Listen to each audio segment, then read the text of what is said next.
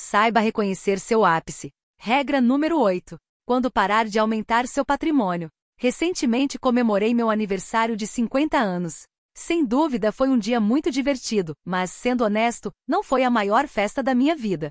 Minha maior e melhor festa aconteceu 5 anos antes, depois que eu planejei a comemoração de 45 anos mais memorável que eu pudesse pagar. A ideia era reunir todos os meus familiares e amigos de todas as fases da minha vida e apresentar a todos um dos meus lugares favoritos do planeta. A serena e bela ilha caribenha de St. Barts, onde minha esposa e eu passamos nossa lua de mel. Embora completar 45 anos seja apenas um marco intermediário, eu sabia que não queria esperar até completar 50 anos para viver aquela experiência. Minha mãe já estava bastante idosa e eu queria que ela pudesse voar e aproveitar ao máximo a celebração. Meu pai já estava debilitado e não podia viajar, então era ainda mais importante que minha mãe comparecesse. Além disso, meus amigos também não estavam ficando mais jovens. Quem sabe se algum dia haveria outra chance de reunir todas aquelas pessoas? Não, aquele ano era o momento certo e eu estava determinado a fazer a festa acontecer. Eu queria ter essa lembrança tão importante e única para o resto da minha vida. A empreitada custaria algum dinheiro, é claro, mas felizmente a essa altura da minha vida, graças a um pouco de habilidade e muita sorte no meu trabalho como trader no setor de energia, eu estava bem financeiramente. Sei que dinheiro é uma preocupação para todos, e muitas das pessoas que eu queria convidar, incluindo amigos de infância e de faculdade, não tinham condições de voar para St. Barts e pagar pela hospedagem no hotel isolado que eu tinha em mente. As pessoas com quem você compartilha experiências de fato afetam a qualidade da experiência, e em nenhum lugar isso é mais verdadeiro do que em um evento único na vida. Então eu sabia que se quisesse ter aquele tipo de festa de aniversário única, teria que fazer um esforço e pagar para que muitos dos meus convidados estivessem presentes. Porém, meus recursos são finitos como os de todo mundo, e quando comecei a calcular os valores, esbarrei nos meus limites. Realizar essa celebração dos sonhos custaria uma grande parte do meu patrimônio líquido. Seria mesmo uma boa ideia gastar tanto dinheiro em apenas uma semana, por mais incrível que ela pudesse ser? Todos nós enfrentamos alguma versão dessa questão sempre que pensamos em fazer uma compra significativa. É claro que os valores diferem de pessoa para pessoa, muitas vezes em ordens de grandeza, mas a questão central é a mesma para todos. Qual é a melhor maneira de gastar nosso dinheiro para desfrutar ao máximo e gerar o máximo de lembranças? Você já sabe algumas das minhas respostas para essa pergunta. Invista em experiências que rendam lembranças duradouras. Tenha sempre em mente que a saúde de todos piora com a idade. Dê seu dinheiro aos seus filhos antes de morrer em vez de economizar para a herança deles e aprenda a equilibrar o prazer atual com a gratificação futura. Mas embora eu acredite piamente nesses princípios, a minha festa de 45 anos me fez pensar. Precisei convencer a mim mesmo a ultrapassar o obstáculo psicológico de gastar uma fortuna numa única festa de uma semana, por mais memorável que fosse. Tive que dizer a mim mesmo várias vezes que nunca mais eu completaria 45 anos e me perguntei quando antes do meu enterro, em algum dia no futuro, eu teria outra chance de reunir todas aquelas pessoas importantes para mim. Assim que superei esse obstáculo psicológico, mergulhei de cabeça no plano e comecei a planejar a melhor festa de aniversário que meu dinheiro pudesse comprar. A festa da minha vida. Aluguei todos os 22 quartos e suítes do Hotel Taivana, isolado à beira-mar, na praia de areia branca da maior baía da ilha. Para abrigar a todos, também reservei vários quartos no também deslumbrante hotel ao lado, o Cheval Blanc. Comprei voos para dezenas de convidados. Além de tudo isso, organizei passeios de barco, piqueniques, comida e entretenimento para as noites. Uma foi de sushi e karaokê. Outra com DJ tocando o melhor do R&B das antigas. E também teve a Nathalie Merchant. Quando eu morava em Nova York, aos 20 e poucos anos, apenas começando e dividindo um apartamento minúsculo com um colega, ele e eu costumávamos ouvir Tiger Lily, o álbum solo de estreia de Merchant lançado em 1995. Eu amava esse álbum. E eu sabia que o estilo lírico suave da ex-vocalista do 10.000 Maniacs criaria o clima perfeito para uma noite especial e faria sucesso com todo mundo, desde minha mãe até os caras com quem cresci em Jersey City. Então, combinei com os representantes de Merchant para trazer lá a ilha para um show privado, dizendo apenas aos meus convidados que teríamos um convidado surpresa. A noite do show foi tão maravilhosa quanto você pode imaginar. Lembro de abraçar minha esposa pelas costas e ficar ali ouvindo as músicas, ouvindo Merchant contando a história de como ela compôs uma das canções. E também lembro de beber champanhe feito um louco. Foi maravilhoso ver minha mãe conversando com aquela artista maravilhosa também.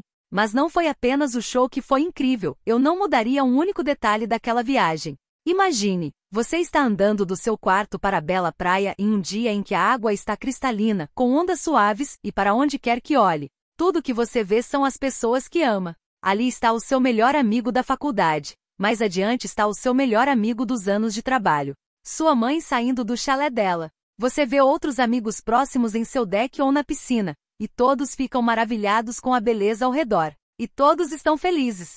Acredite em mim, compartilhar essa experiência é a melhor sensação de todos os tempos. Em algum momento eu pensei mesmo que o céu deveria se parecer com aquilo. Esse sentimento me ocorreu repetidas vezes. A semana inteira foi incrível em todos os sentidos e jamais vou me esquecer, ao menos até meu cérebro parar de funcionar. Até hoje, as pessoas ainda falam sobre aquela semana. De vez em quando acontece alguma coisinha que me lembra daquela festa maravilhosa e todos aqueles sentimentos grandiosos logo ressurgem. Reviver aqueles dias e noites em minha mente é quase tão bom quanto de fato estar lá. Tenho plena certeza de que, quando estiver perto do fim, minha alegria virá das minhas lembranças, e essa viagem a St. Barts vai estar bem perto do topo da lista. É por isso que não me arrependo da quantidade absurda de dinheiro que gastei naquela semana nem do fato de não ter esperado até meu aniversário de 50 anos para dar a festa da minha vida. Na verdade, na ocasião do meu 50 graus aniversário, meu pai já tinha morrido e infelizmente a saúde da minha mãe tinha piorado bastante.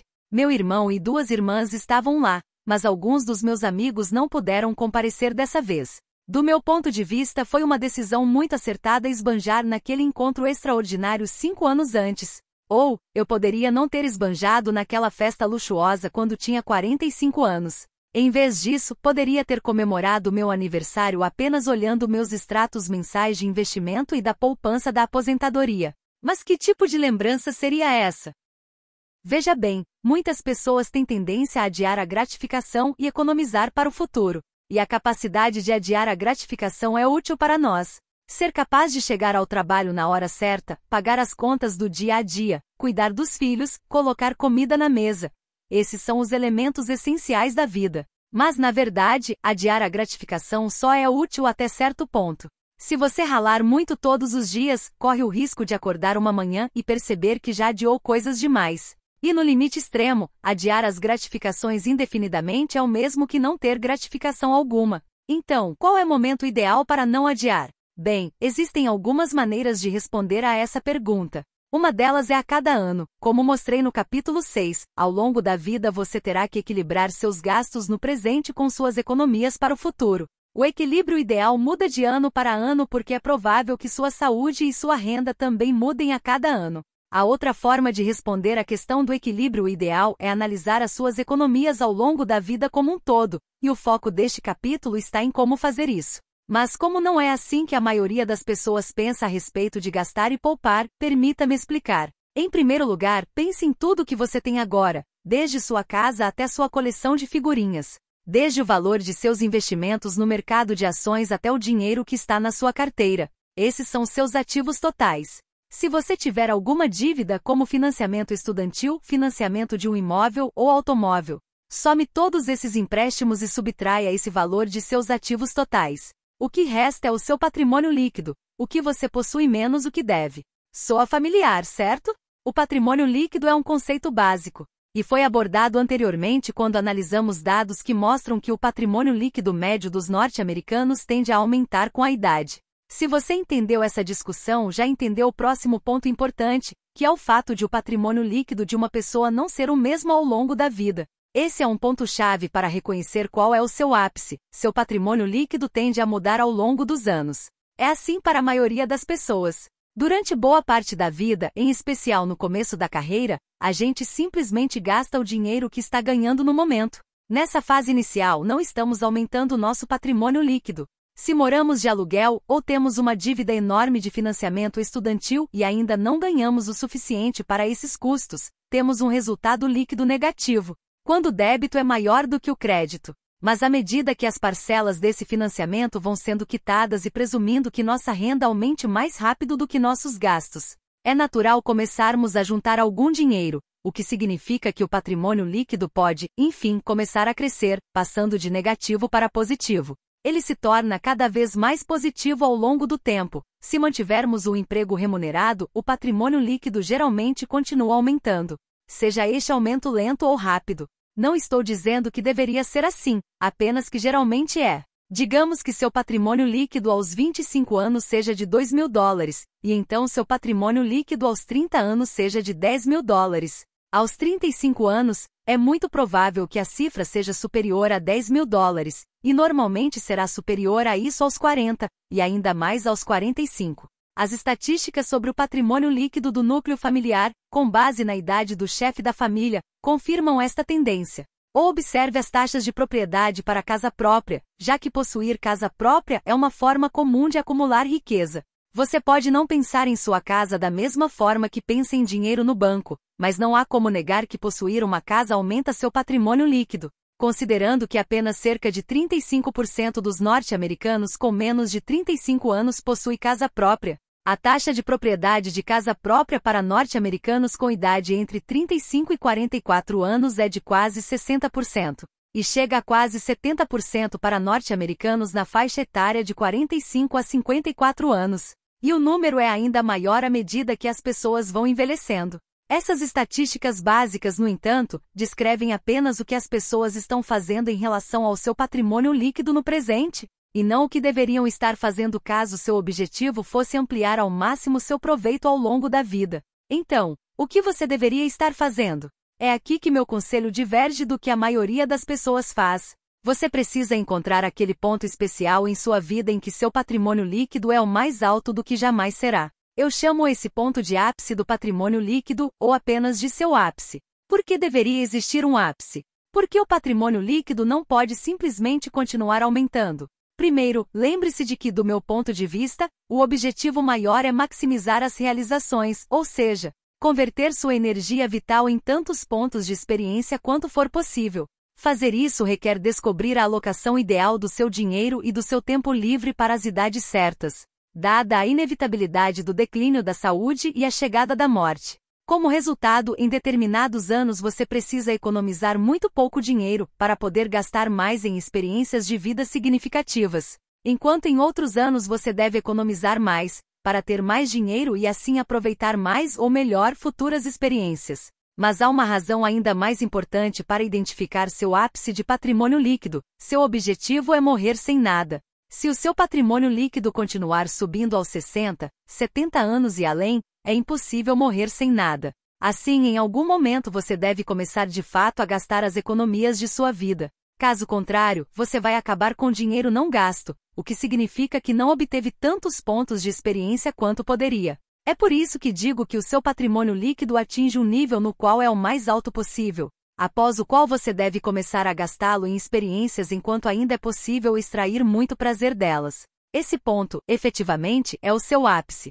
Não deixe o momento desse ápice ao sabor do acaso, para aproveitar ao máximo seu dinheiro e sua vida. Você deve determinar de forma deliberada a data em que ele acontecerá. Mais adiante neste capítulo, darei algumas orientações sobre como identificar essa data. Mas você terá o suficiente para viver? Antes de começar a pensar em gastar seu dinheiro, você deve ter certeza de que tem o suficiente para viver pelo resto da vida. Essa é uma advertência importante, porque muitas pessoas não poupam o suficiente para a aposentadoria. Embora eu queira incentivar todos a maximizar suas experiências, não quero encorajar gastos irresponsáveis. Pensar no seu ápice como uma data e não como um número é um bom conselho apenas para pessoas que atingiram determinado nível de poupança. Mesmo assim, tenha em mente que baseio essas recomendações nos meus próprios moldes do que contribui para uma vida plena. Não sou consultor financeiro e se eu inspirar você a pensar de forma diferente sobre como administrar seu dinheiro, é uma boa ideia primeiro resolver os detalhes da sua situação pessoal com um profissional, como um planejador financeiro ou contador. Alerta feito, vou explicar o que penso sobre esse nível de poupança e qual é a minha abordagem. O nível de que estou falando, quanto você precisa economizar no mínimo, é um número. Mas como você verá em breve, esse número pode muito bem ser menor do que o que os poupadores mais cautelosos andam economizando. Isso porque esse nível se baseia em evitar o pior cenário, ou seja, ficar sem dinheiro antes de morrer. Trata-se da quantidade de dinheiro que você precisa economizar apenas para sobreviver, sem qualquer outra renda. Depois de atingir esse limite, você não vai mais precisar trabalhar por dinheiro e poderá começar a gastar suas economias com parcimônia. Então, qual é esse nível? Bem, certamente o mesmo número não funciona para todos, porque o custo de vida varia de acordo com onde você mora, entre tantos outros fatores. E se você é responsável pelo sustento de outras pessoas além de você, obviamente vai precisar de mais economias do que se tivesse uma família de apenas uma pessoa. Mas para todos, o limiar de sobrevivência se baseia tanto no custo de vida anual como no número de anos que se espera viver a partir do dia de hoje. Vejamos um exemplo. Vamos supor que seu custo anual de sobrevivência seja de $12.000. É um valor bastante baixo, sim, mas vou usá-lo de exemplo não para dizer especificamente de quanto você vai precisar, e sim para dar uma ideia de como funciona o cálculo básico. Suponhamos também, neste exemplo, que você tem 55 anos e que, depois de olhar para uma calculadora de expectativa de vida, espera viver até os 80. Portanto, seu dinheiro terá que durar mais 25 anos, ou seja, os anos restantes de vida igual a 25. Quanto você precisa ter em sua poupança hoje para dispor de um valor que garanta sua sobrevivência pelo resto da vida?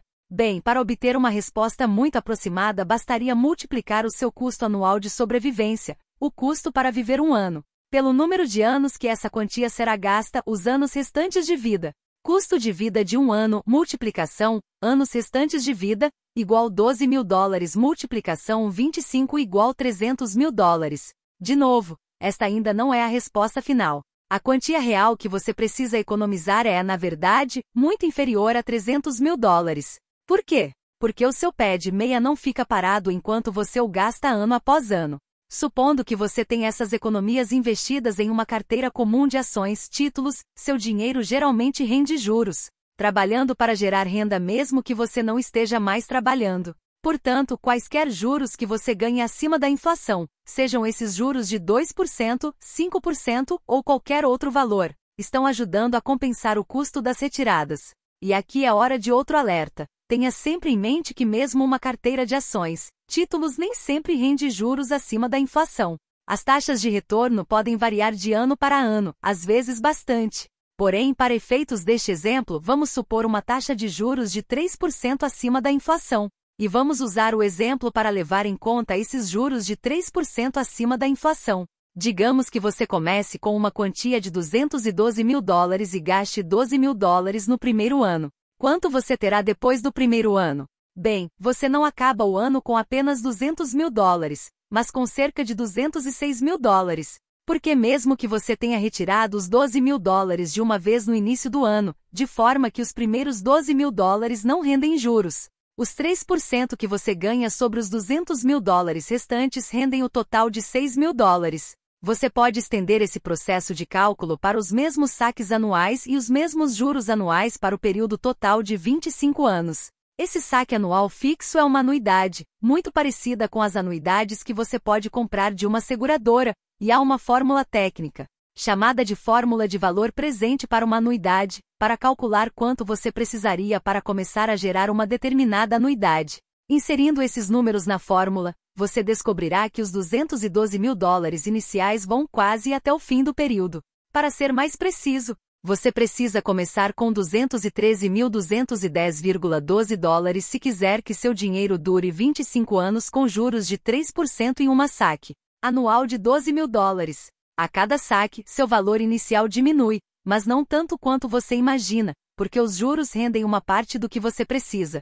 É por isso que basta apenas uma parte do custo anual de sobrevivência multiplicado pelo número de anos. Com os juros, você ganhará o resto. Então, qual é essa fração do total?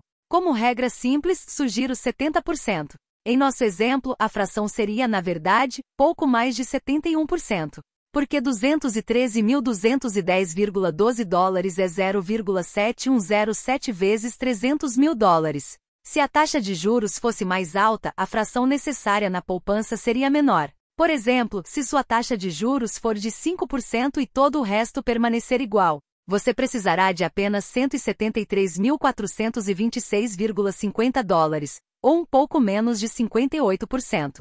Claro, se a taxa de juros for zero, você precisará que todo o dinheiro, os $300.000, venha da poupança. Mas 70% cobre você na maioria dos casos, além de ser um número simples e bonito. Então, vamos resumir tudo isso em uma fórmula básica para calcular seu nível de poupança para sobrevivência. Valor para nível de sobrevivência igual a 0,7 multiplicação, custo de vida de um ano, multiplicação, anos restantes de vida. Você pode brincar calculando diferentes valores de custo de vida em um ano e seus anos restantes de vida. Por exemplo, se quiser se aposentar na Flórida, você pode fazer algumas pesquisas para ver quanto isso custaria a cada ano. E claro, você também pode inserir um número maior ou menor de anos e ver o efeito dessas mudanças em sua poupança de sobrevivência. Repito, tenha em mente que este nível de poupança para sobrevivência é o mínimo. Depois de atingir esse nível, é provável que você não queira se aposentar ainda. Pode fazer sentido continuar trabalhando e ter uma qualidade de vida superior a que o nível básico de sobrevivência pode proporcionar. Mas agora você pode começar a pensar com segurança pelo menos na possibilidade de usar seu pé de meia. Depois de se certificar de ter a mera garantia de sobrevivência, você poderá começar a pensar no ápice de seu patrimônio líquido em termos de data, em vez de números. Lembre-se também de que você pode usar diversas fontes de ativos para alcançar seu nível de sobrevivência. Ou seja, caso seu patrimônio líquido esteja em sua casa, você poderá decidir vendê-la e se mudar para uma menor. Se você não tiver certeza de quantos anos o dinheiro deve durar ou estiver preocupado em ficar sem nada antes do tempo, lembre-se de que você pode usar todas ou parte de suas economias para comprar uma previdência privada do tipo anuidade para a aposentadoria.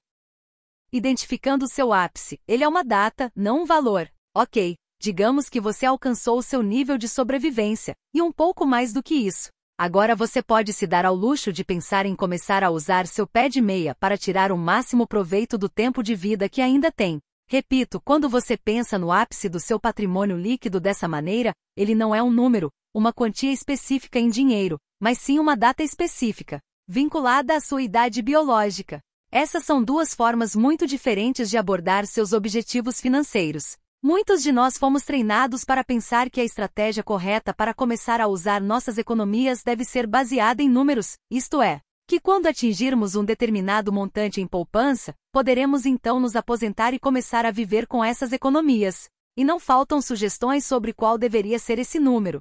O conselho mais simplista que não pode estar certo é que todos busquem um valor único, como $1 milhão, por exemplo, sem importar quem você é ou onde vive. Como pode $1 milhão em poupança ser o número certo tanto para a pessoa saudável que viaja pelo mundo e mora em uma cidade grande, quanto para a pessoa caseira e tranquila que vive no interior? Nenhum especialista em aposentadoria que se preze sugeriria que uma cifra única serve para todos. Em vez disso, ele daria conselhos mais personalizados, baseando o número recomendado no seu custo de vida real, na sua expectativa de vida e nas taxas de juros projetadas, como uma taxa de retorno anual típica de 4,5% além da inflação. Alguns consultores até levam em conta o fato de que seus gastos com a aposentadoria não serão constantes do início ao fim, e assim, dizem que você vai precisar de mais dinheiro no início da aposentadoria, seus anos de aceleração, do que depois de 10 ou 20 anos já aposentado.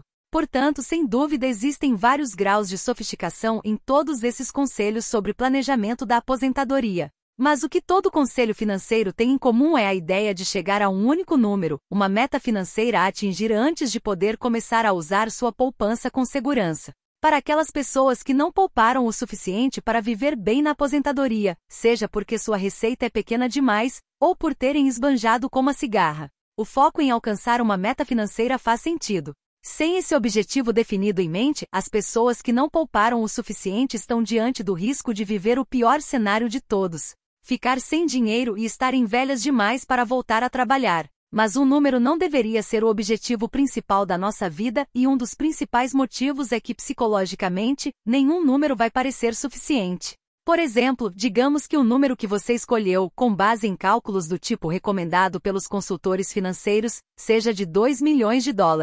Para atingir esse objetivo, é fácil que se justifique trabalhar por ainda mais tempo, dizendo e convencendo a si mesmo de que será capaz de desfrutar de uma qualidade de vida ainda melhor se economizar $2,5 milhões.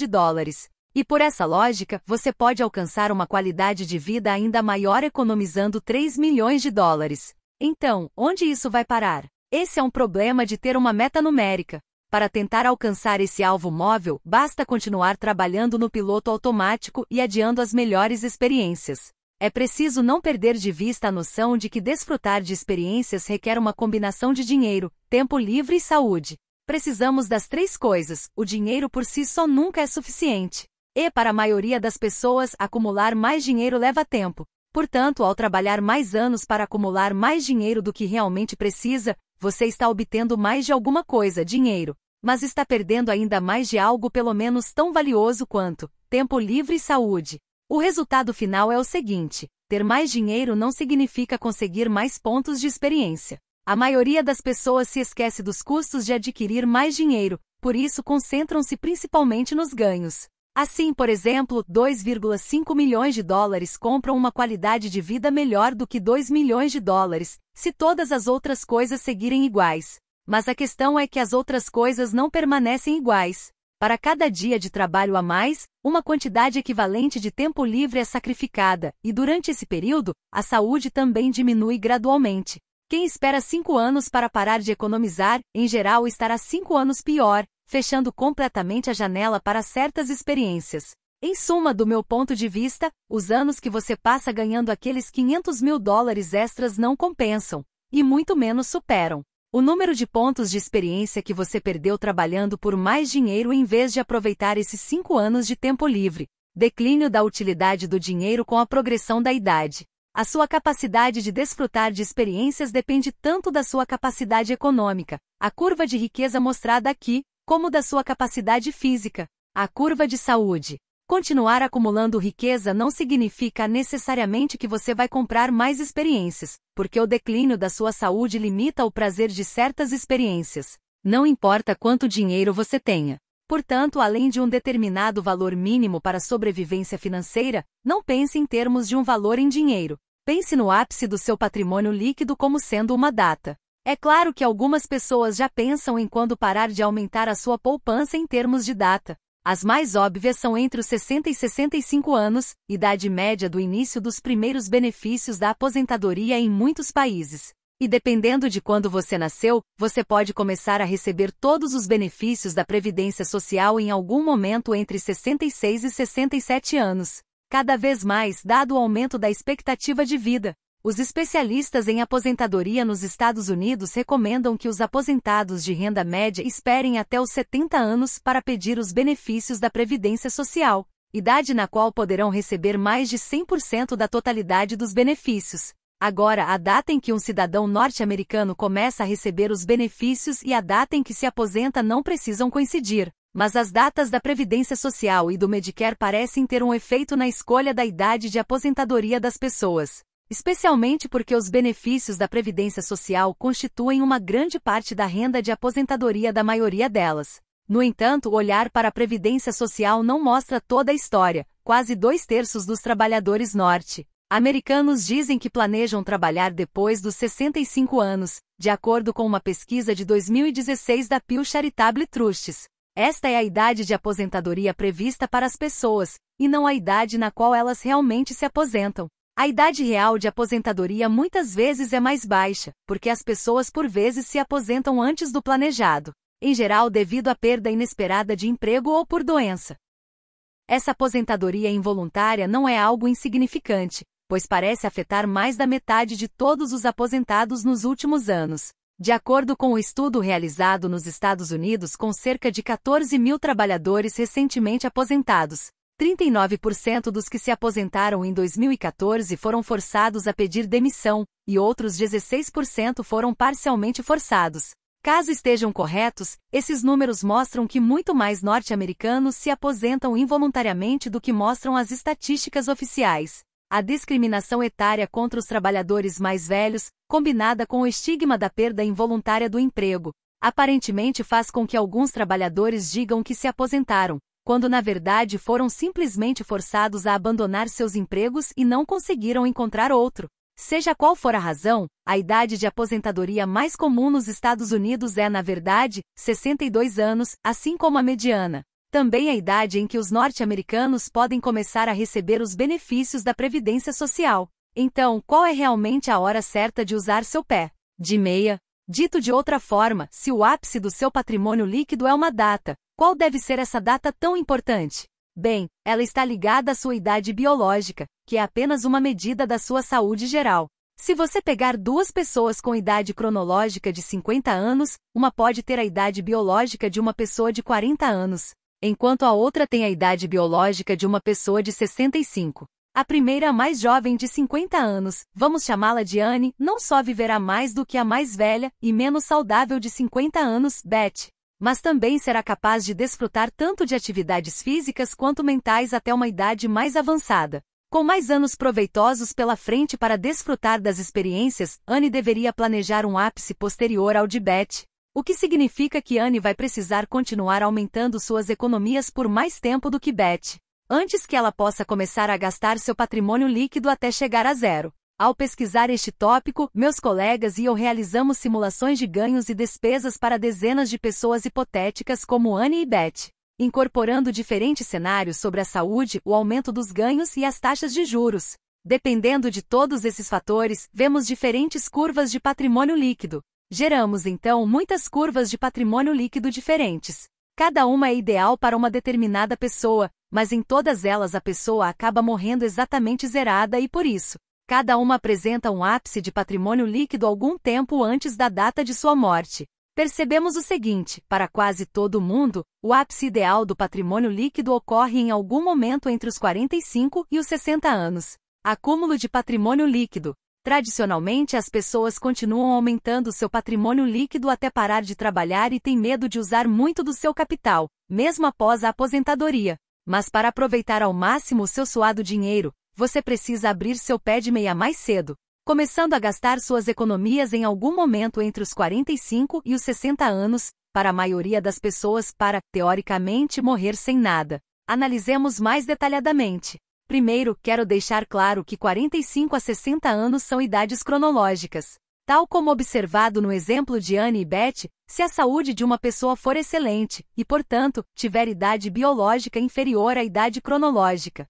o ápice situa-se no extremo superior desse intervalo. Para quem é ultrassaudável, as verdadeiras exceções, o ápice pode ser até acima dos 60 anos. E obviamente se a pessoa tem uma doença que indica morte prematura, então o ápice ocorre antes dos 45 anos. Mas em geral, a maioria das pessoas alcança esse ponto entre os 45 e 60 anos.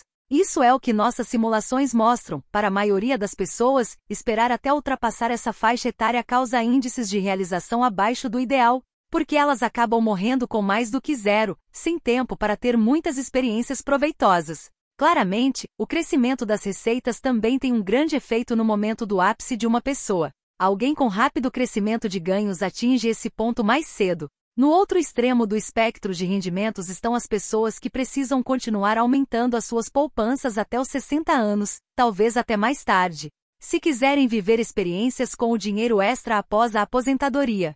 Mas, repito, em geral, a maioria das pessoas chega lá entre os 45 e os 60. O que isso tudo significa? Bem, isso quer dizer que a menos que você seja uma exceção, é preciso começar a gastar seu patrimônio muito antes do que é tradicionalmente recomendado. Se você esperar até os 65 ou mesmo 62 anos para usar seu pé de meia, é quase certo que você acabe trabalhando mais do que o necessário por um dinheiro que nunca vai conseguir gastar. Que pensamento triste! Trabalhar como escravo e nunca usar o ouro. Não me interprete mal. Não estou dizendo o momento em que você deve se aposentar, como será explicado na próxima sessão. Apenas quando você deve começar a gastar mais do que ganha. Mas eu amo meu trabalho. Parte 2. Quando falei pela primeira vez a respeito de morrer sem nada, citei as pessoas que, de forma compreensível, vão argumentar que gostam do que fazem, e nesse caso, qual seria o problema de não desfrutar de um dinheiro ganho com esse tipo de trabalho prazeroso? Como eu já disse antes, para otimizar, não importa de onde o dinheiro vem, depois de consegui-lo, você deve a si mesmo gastá-lo com sabedoria. Uma versão dessa pergunta surge quando falo sobre gastar mais a partir do momento em que você atinge o seu ápice de patrimônio. O quê? Você realmente espera que eu largue um emprego que amo só porque atingi uma data mágica? E minha resposta é não. Se você quiser continuar trabalhando, fique à vontade. Apenas certifique-se de aumentar seus gastos de forma correspondente, para não acabar morrendo com muito dinheiro na conta. Isso seria um desperdício, não importa quanto você goste do seu trabalho. Eu sei que existem alguns sortudos entre nós que estão de fato vivendo o sonho e fazendo da vida o que sempre sonharam.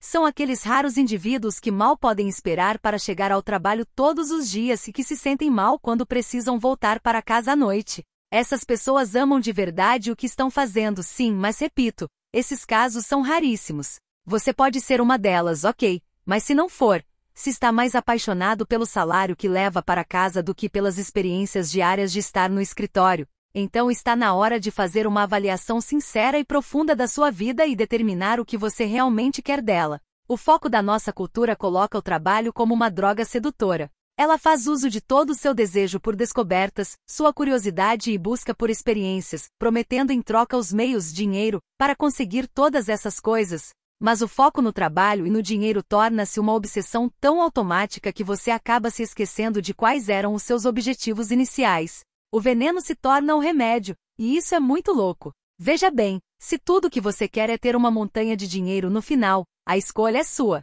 Mas tenha em mente que nunca viu o patrimônio líquido total de alguém escrito em sua lápide. Você não prefere tentar descobrir quais experiências únicas gostaria de ter para si? Moldar as lembranças que carregará para o futuro, não apenas para você, mas para sua família e seus entes queridos? Foi exatamente por isso que decidi esbanjar naquela festona de 45 anos. Tive essa conversa com meu amigo Andy Schwartz, empresário de sucesso no ramo de adesivos, produz cola. Ele tem 50 e poucos anos, é casado, tem 3 filhos entre a adolescência e a casa dos 20 anos, e não tem planos de se aposentar, embora pudesse. Ele tem muitos motivos, o trabalho continua a desafiá-lo intelectualmente. Ele adora conviver com outras pessoas da área e se sente responsável pelo bem-estar financeiro de seus funcionários. Se eu não gostasse, se achasse que era uma tarefa árdua, eu venderia tudo e tchau, diz ele. Portanto, Andy não é uma pessoa que simplesmente trabalha por medo de não ter o suficiente para se aposentar. Ele adora o negócio e gosta de desenvolvê-lo. Ou seja, o trabalho em si é uma rica fonte de experiências de vida para ele. Se você perguntar por que Andy gosta de aumentar seu patrimônio, visto que já é rico, ele vai mencionar os netos, para quem deseja deixar uma boa poupança, e instituições filantrópicas para as quais gostaria de doar dinheiro, como a escola de ensino médio e a faculdade nas quais estudou. Tudo bem, eu disse. Estou feliz que você esteja satisfeito. Continue trabalhando e ganhando mais dinheiro, mas não se esqueça de gastá-lo agora.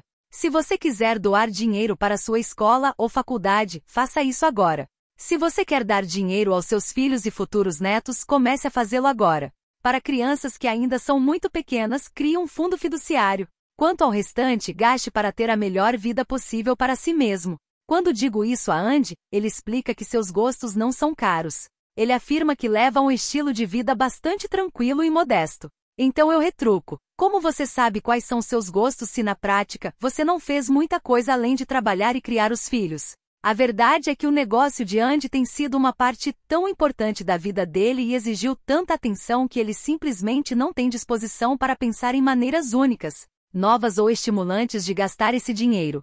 Mas se alguém o desafiasse a gastar, digamos, $300.000 em atividades que não estejam totalmente relacionadas com o trabalho, mas sim com diversão, ele seria forçado a pensar de forma diferente, e com certeza descobriria novas atividades e interesses que adoraria. E não estou falando de gastar por gastar, mas de se tornar a versão mais completa e realizada do Andy que ele poderia ser. Para começar, ele e a esposa poderiam trocar ideias e listar seus 3 grupos musicais favoritos. Por que não voar para assistir ao show em algum destino durante um fim de semana? Ou ele poderia ser um dos financiadores do TED Talks, o que custa várias centenas de milhares de dólares, mas dá acesso especial à principal conferência do TED, onde ele poderia conhecer lendas vivas de muitas áreas. Depois de uma viagem ao TED e de conversar com essas pessoas incríveis, ele poderia encontrar 13 novos propósitos e direções diferentes para seguir. Acredite em mim, não é tão difícil gastar muito dinheiro fazendo coisas que você ama.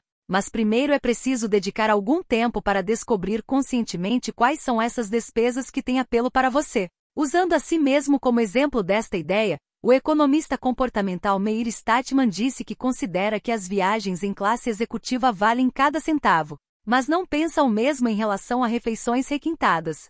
Posso pagar por uma refeição de $300, mas isso me faz sentir estúpido, como se o chefe ficasse lá atrás rindo muito da minha cara. A questão é que todo mundo decide onde gastar o próprio dinheiro. Não vale a pena pensar sobre o que você valoriza e investir seu dinheiro nisso? Portanto, se você não está pronto para largar seu emprego, mas quer aproveitar ao máximo seu dinheiro antes de morrer, comece a gastar mais do que tem feito.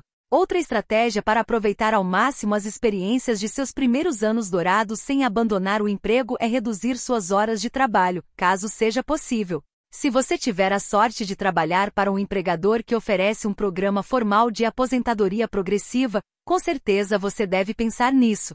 Infelizmente, apenas cerca de 5% de todos os empregadores nos Estados Unidos oferecem tais programas. De acordo com o relatório de 2017 do Gabinete de Prestação de Contas do Governo. No entanto, as porcentagens são mais elevadas em algumas áreas, como a educação e as tecnologias avançadas. A boa notícia é que muito mais empregadores têm programas informais, com gestores oferecendo aposentadorias em etapas para funcionários com alto desempenho e habilidades requisitadas no mercado. Faz sentido. Quanto mais valioso você for para seu empregador atual, maior será a probabilidade de ele estar disposto a trabalhar nas condições que você deseja. Em resumo, tome cuidado para não ser sempre seduzido pelo dinheiro. É claro que a sensação de ser apreciado e bem remunerado é ótima. Mas lembre-se de que os empregadores podem tentar oferecer atrativos para que você trabalhe mais horas do que seria ideal para você. É fácil sucumbir a essa tentação, afinal, se você tem 55 anos e é um funcionário valioso, é provável que esteja ganhando mais do que já ganhou em qualquer momento da carreira. Mas lembre-se de que seu objetivo não é maximizar a riqueza, e sim suas experiências de vida. Essa é uma grande reviravolta para a maioria das pessoas. O desafio de desacumular. Depois de finalmente determinar o momento em que seu patrimônio líquido atinge o ápice, comece a gastar ou desacumular. Isso significa que durante seus verdadeiros anos dourados, quando estiver razoavelmente em boa forma tanto em termos de saúde quanto de riqueza, 45 a 60, você gastará mais do que as pessoas normalmente gastam, porque a maioria que economiza dinheiro para o futuro o faz para uma época da vida muito tardia. Gastos ao longo da vida. Quer você esteja gastando da maneira ideal ou da maneira que a maioria das pessoas gasta, seus gastos na velhice são menores do que na meia-idade. Porque os idosos geralmente não têm a saúde necessária para gastar tanto com experiências. Ou seja, a menos que você gaste significativamente mais na meia-idade do que a maioria das pessoas, você não vai conseguir morrer sem nada. Agora pense no conceito de intervalos de tempo. Quando apresentei essa ferramenta pela primeira vez, pedi que você deixasse de lado qualquer preocupação com dinheiro para que pudesse enxergar como a maioria das experiências se enquadram naturalmente em uma curva em forma de sino que se inclina um pouco para a esquerda, ou seja, na sua juventude. Mas o que acontece quando você começa a colocar etiquetas de preço nas experiências que deseja ter? Nesse ponto, a curva vai se mover um pouco para a direita, porque à medida que se inicia o declínio natural da sua saúde, sua riqueza tende a aumentar, o que significa que você terá mais renda extra disponível para experiências de maior qualidade. Por exemplo, se você gosta de ir ao cinema ou ao teatro, você pode desfrutar ambos em qualquer idade, o que significa que você pode tranquilamente distribuir essa atividade ao longo da vida. Mas uma vez que você começa a pensar em dinheiro, você não pode mais ignorar o fato de que os ingressos de teatro geralmente custam muito mais do que os ingressos de cinema. O que significa que, para aproveitar ao máximo, você vai querer mover algumas das experiências de teatro para a direita, quando você for mais velho e tiver mais dinheiro. Mas você não quer movê-las muito para a direita a ponto de ficar velho demais para ouvir os atores ou perder um bom tempo indo ao banheiro várias vezes. Nesse ponto da sua vida, você vai preferir ficar em casa assistindo programas de auditório ou reprises de alguma série antiga. É provável que você chegue a outra conclusão quando começar a precificar essas experiências. A quantidade de dinheiro necessária na aposentadoria costuma ser muito menor do que você foi aconselhado a economizar. Por exemplo, se lhe disseram que durante cada ano de aposentadoria você precisará de 80% ou mais de sua renda anual pré-aposentadoria, você provavelmente descobrirá, depois de observar as atividades que realizou durante seus 70, 80 e poucos anos, e além, que esta idade na verdade não custa tanto, custa bem menos do que 80% de seus gastos anteriores. Lembre-se da pesquisa sobre os anos de restrição no capítulo 3. É verdade que algumas atividades fisicamente pouco exigentes como ir à ópera podem ser caras, mas você provavelmente não vai querer ir à ópera 70 vezes num período de apenas 5 anos. Em um determinado momento da vida, você simplesmente não será capaz de consumir acima de uma certa quantia de sua poupança. Sendo assim, não economize muito e planeje-se para aproveitar esse dinheiro mais cedo. E mesmo quando você inclui o dinheiro nesse cálculo, a curva não vai se inclinar para a direita. Você perceberá que a maioria das experiências que deseja terão que acontecer a cerca de 20 anos da meia-idade em qualquer direção, antes ou depois, em outras palavras, aproximadamente entre 20 e 60 anos de idade. As pessoas falam muito sobre poupar para a aposentadoria, mas há muito menos diálogo sobre poupar para experiências de vida excelentes e memoráveis que precisam acontecer muito mais cedo do que a idade comum de aposentadoria. Se você observar as atividades anunciadas nos comerciais para aposentados, um casal de mãos dadas passeando em uma bela praia, um homem com a mão nos ombros de um jovem, você vai descobrir que, na verdade, deseja fazer a maioria dessas coisas antes de se aposentar. Estou dizendo para você gastar todo o seu dinheiro antes dos 60 anos? Nada disso. Com certeza, você também vai precisar de renda quando for mais velho, então, enquanto ainda estiver trabalhando para ganhar dinheiro, é melhor economizar para aquele período da vida em que não estará mais trabalhando. Mas perceba que o tempo se move em apenas uma direção e que, à medida que passa, as oportunidades de certas experiências são eliminadas para sempre. Se você mantiver isso em mente ao planejar seu futuro, terá mais chances de aproveitar melhor cada ano da sua vida.